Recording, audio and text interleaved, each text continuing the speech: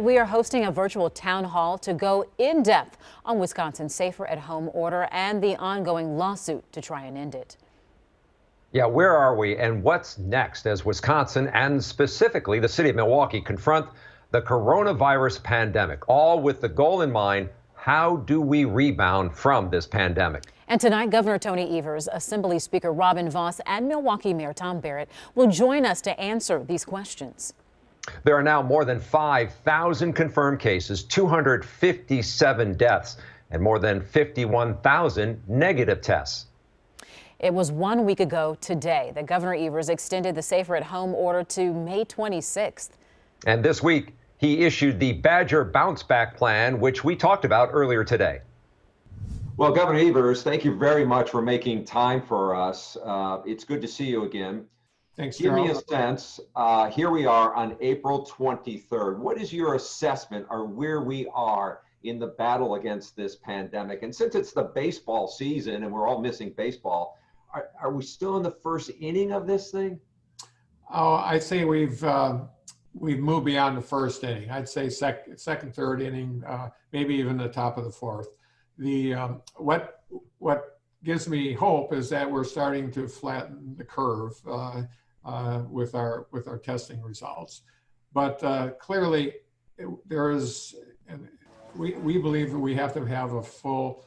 Not that we haven't been working hard on it, but we want to really take it to the next step, and that's what our Badger Bounce Back Plan is. It's around getting us to the point where we can start to open up various businesses in the state, and begin that slow transition back to getting us to a better place. But in order to do that, what we have done is adopted the White House's and the CDC's set of criteria, and to accomplish that, we're going full in on massive testing. Hopefully getting up to the point of 80,000, 85,000 tests per week. We're also going to be hiring at least 1,000 contact tracers that can take that information and actually go further out and see who else has been influenced by the virus. And also working on personal equipment, protective equipment. So we're putting that all together to really make it. We have to. It's going to be an all-out war on this sucker, and make sure that we get it to the point where we can start loosening up our requirements and move forward. So we need to continue to stay at home because that's been working, but we also need to really amp it up over the next couple of weeks to make sure that we're in a better place. So let's talk about that. A week ago, I believe you extended the Safer at Home to May 26th. And then on Monday, you came out with the Badger Bounce Back Plan. Let me ask you about that, because you've set some key metrics here. And one of them is this 14-day trajectory down. Right. And people are wondering what has to go down, the number of cases, the percentage of cases. And then if we bounce back up one day because there's been a spike in one location, does that mean we have to start all over again? Or is it going to be an average of a downhill slope? Well, it's got to be downhill, period. And that is the important thing. We're looking at the number of cases divided by the number of tests, so that we know it's the percentage-wise it's the same going down. We'll get there, but right now it's flipping up and down, and it has for some time. And so 14 consecutive days is an important benchmark in that it shows that we're truly doing it. And I think we can get there. There's no question about that, but it's going to take at least 14 days. And then when you look at the number of tests, you want to do about 12,000 a day, 85,000 a week. Now, is that in a sense you want the capacity to do that, or that many tests have to happen?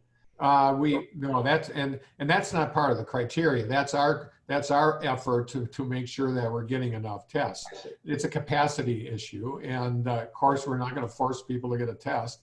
But I think if someone has some of the symptoms, they should be tested, and hopefully we can convince them to do so. And thus far, we're getting good response. Is that your biggest frustration at this point as a governor, trying to get those supplies? We know Milwaukee certainly needs those supplies given the disproportionate number of African Americans who have been hit by this COVID-19. Yeah, supplies testing supplies are important, but also the equipment supplies, the masks and the shields and all that. And frankly, as we slowly open up our business world in Wisconsin, there are going to be places we need that equipment there too. And so I think it's going to be actually amplified. We need it right now for healthcare workers and people that are doing the testing and all that. But once we get into the real world of the business world and slowly open up various things, they're going to need that same equipment. I want to get to that in a second, but we asked some viewers for questions, and I thought this was a good question from Rich, who said that people would like to volunteer to do contact tracing. He says, I'm a retired LPN, but I don't know who to contact to help with this project. Can people volunteer? Yeah, he can contact me directly. We are hiring 1,000, and we hope to have more. And it's a really, really important thing. If you think about right now, we're boxing in people. If we get this down to a point where we have a smaller number, we can start boxing in the viruses. He just has to go to the Department of Health Services website and volunteer. He can contact me directly. I'll get him to the right person. Well, we appreciate that. Let's talk about the rebound. I just looked at the numbers. I'm sure you look at them every day. I think we're up to 444,000 people out of work. Has the state talked about what more it can do for these small businesses? Is there going to be a state package? How do we rebound from this? Well, we need to get to a point where we can start opening up some of these smaller businesses, that's for sure. But the federal government is now in the process of debating that issue with a fair amount of money. But I think we also need to, we've said right from the beginning, and we haven't got much traction on it, that the Wisconsin Economic Development Corporation stands ready to help small businesses. And we had a package that wasn't approved by the legislature or even introduced by the legislature to do that, to find ways for Wisconsin Economic Development Corporation to provide low interest loans, grants, and so on. That is absolutely needed. Even as small businesses begin to start up, when we get to that point, they're going to need some material or money for supplies and so on in order to open their doors. So it's vastly needed. We're hopeful that something will come out of DC, but we also want to get the resources for Secretary Hughes and her group in the WDC to help small businesses. And we thank Governor Evers for joining us. But one of the key takeaways there, Shannon, is he talks about boxing in, knowing who has this. How do you kind of control the situation from those who have it and those who don't? And I think, again, what will be important is as we go on, seeing how do we test people to make sure that this trajectory is going down. Now, when we return, we will speak with Assembly Speaker Robin Vos, standing by, you see him right there, about the legislature's lawsuit against the Safer at Home order. All right, welcome back. Republican leaders in the state legislature want a seat at the table when it comes to making decisions about Safer at Home emergency orders, so they are suing. So when the suit was filed earlier this week, Wisconsin Republican leaders said, quote, the public outcry over the Safer at Home order continues to increase as positive COVID cases decrease or remain flat. There's immense frustration regarding the extension as it goes beyond the executive branch's statutory powers. Speaker Vos joining us live now in our virtual town hall this evening. We want to begin with a viewer question from Eric. What is the Republicans' plan for opening up Wisconsin, and why haven't they rolled it out to the public like Governor Evers? Well, good evening, and thanks very much for having me on to both Charles and Shannon. So thanks for the question. I think it's important for viewers to know that Republicans, first of all, want a seat at the table to be able to work with Governor Evers. There's no Republican that I know that isn't taking the virus seriously. There's no Republican that I know that thinks we should just go back to normal tomorrow. We need to have a gradual rollout, and we need to do it in a way that's really orderly. The problem with Governor Evers' plan as he's offered it is it's based on the president's approach, which we certainly support. But President Trump really focused more on a regional opening, and I think that's the major difference that we would like to negotiate, that certain parts of the state have a significantly lower number of folks who are diagnosed with the virus. Some places have none. So we'd certainly like to have a different approach based on region number one. Number two, we support the idea of increased testing. But even when you heard Governor Evers just a few minutes ago, there's no criteria as to, is it the number of cases? Is it the percentage? What actually has to happen in order for us to do that gradual reopening? So we'd like to have more specific requirements that would say if our percentages continue to decline, regardless of the number of tests. I think that's an important thing because we know that the number of people who are able to go to the hospital is severely restricted, so the number of tests is as well. I think that under his projections, he wants to have a 6 times increase in the number of tests versus those that we did just last week. That's a huge goal. It's a laudable one, but I don't think it should require us to have all those tests done in order to allow people to just have basic, gradual, slow reopenings, because we're seeing huge problems in every part of Wisconsin. We are seeing businesses that probably will never open. Just today, surveys showed that 1/3 of businesses are likely to never reopen. Just imagine your Main Street with 1/3 empty shops. We've got to get on this a lot quicker. Republicans are more than willing to sit at the table and work with Governor Evers to do it. We just have to have a willing partner in the governor. Speaker Boss, again, thank you for joining us. But that gets to the question, when should we begin to reopen? And we want to show viewers the president plan says it has to be a downward trajectory of documented cases within a 14-day period. Governor Evers' plan says a downward trajectory of positive tests as a percent of total cases within a 14-day period. They pretty much sound identical. Do you agree with that plan as one of the metrics? They sound very similar, but that's the difference, Charles, that under President Trump's plan, it's not necessarily a statewide approach. People can go to WHA.org, the Wisconsin Hospitals Association. You can see different parts of Wisconsin.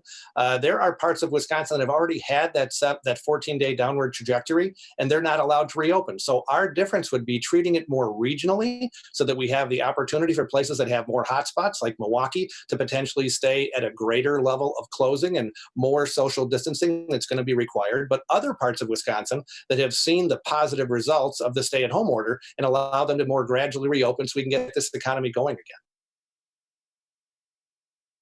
State of Wisconsin, only 8 counties out of the 72 have no cases, and those are all counties that have less than 40,000 people. Again, how does the regional idea work? If you have people in one part of the region that you're seeing hotspots, then they go to a spot where there's none, and then it continues to spread. Well, and that's exactly what we do, a regional approach. So somebody who lives in northern Wisconsin, it's not county by county, it's by these PERC regions, they're hospital regions where they actually are aggregating the data on that website. So that's the important thing for us to sit down, look at something that isn't a one-size-fits-all. Not every part of Wisconsin is the exact same as Milwaukee or Madison. Not every part of Wisconsin has anywhere near the same number of cases or should be treated the exact same. So that's our basic difference, that we'd like to get the economy going. We want to have metrics that are more measurable and actionable. I think we have to look and say, how do we reopen safely? There's no doubt we have to have consumer confidence. So people want to go to a store, they want to be able to go outside and go to an event where they feel safe. But we think we can do that in a way that's measurable. And we're going to be hopefully working with our partners in both the healthcare industry and the business community to have a plan that will roll out over the course of the next couple days that hopefully will be able to improve on Governor Evers' plan that he announced last week. So, Speaker Boss, let me ask you about that. How does Wisconsin begin to rebound from this pandemic? I know the state is going to get about $1.9 billion as part of the Federal CARES Act. How do you plan on using that money? Will it help taxpayers and small businesses? Well, let's first of all say thanks to our federal partners. On a bipartisan basis, Democrats, Republicans, along with the president, allocated a huge amount of money to help us get through this pandemic. So thank you to our federal officials. That money comes to Wisconsin. It's a little bit over $2 billion. And under Wisconsin law, it is 100% the decision that is made by Tony Evers as to how to spend it. Now, I know hospitals have had deficits. We've seen a lot of small businesses that need help. So I heard him talk about the need to get money for the Wisconsin Economic Development Corporation, and he's right about that. But we have $2 billion federal dollars that we can use to help small businesses all across the state. We can use it to help workers who want to reopen. We can use it to help individuals who are impacted by this in a negative way and potentially lost their health insurance. So there's a lot of things that we have the ability to do. It just takes the will to get them done. done. Let's remember that President Trump was helpful in getting us all the things that we need. We know that we've gotten more than 2 million masks, 2 million masks from the federal government. We know we've gotten 47 million gloves. I mean, there's a ton of PPE that's coming in here because of the president. So we have a willing partner at the federal level with our members of Congress, both parties, and we certainly have the resources that we can start to help people. We just need the governor to allocate the dollars and lead. Just a quick question. We only have about 30 seconds. Is there need to be a better definition between essential and non-essential employees? Oh, no doubt about it. I mean, just the basic concept that I hear from so many people. And remember, we just had a caucus conference call. 70 to 80% of the phone calls and emails that were coming in do not support the extension of the order. They support safer at home. They support social distancing. But they look and say, if I can buy flowers at Walmart or at Costco, why can't I buy flowers at my local flower store? They seem to be way too arbitrary. And that's why we need to have better definitions, a gradual reopening that's done slowly and safely, but we can't keep the economy on pause waiting for something dramatic to happen. We've got to start to make it happen for ourselves. Well, I think people in the state of Wisconsin look forward to seeing the two of you work together. I agree with that. Thanks, Shannon. Mm-hmm. And thank you, Speaker Voss. All right, next, we're going to go in depth with Milwaukee Mayor Tom Barrett. We're back in 60 seconds. Welcome back. No city has been hit as hard in Wisconsin than Milwaukee. It has the most coronavirus cases and deaths. Milwaukee Mayor Tom Barrett joining us now live. Mayor, where do we stand right now on the Safer at Home order in the city? Well, our order is effective, and it's my hope that the rest of the state will follow the governor's lead, because I think the governor has done a really good job. And I talked to him over a month ago. Wisconsin had the 17th highest number of cases in the entire nation. Now we're at number 26. So because of the statewide order and our local orders, we've made some considerable progress. And I think this is not the time to take our foot off the gas. I think this is a time to do everything we can to flatten the curve and to squash it all together so that we don't face this lingering over the summer and in the fall. The governor talked about, boxing in these cases, and he's also talking about trying to create enough capacity for 85,000 tests a week. That would be about 12,000 a day. Where do you need that to be for you in the city? Well, we need it all over the city. And the way I look at that is if you've got 12,000 cases a day, let's say the county of Milwaukee is a sixth of the size of the state. So it's about 2,000 tests a day in Milwaukee County. There's really, I think, three major areas where that can occur. One is the hospital systems, and they start out with their patients and their workers, as they should. That's important. We have to continue that. What we're seeing right now, and this is really good, and it's really important, we have 5 federal qualified health centers. These are the neighborhood health centers that are going to be giving tests out as well to their patients, beginning with their patients. If they do 300, 400, 500 a day, that's the second component of it.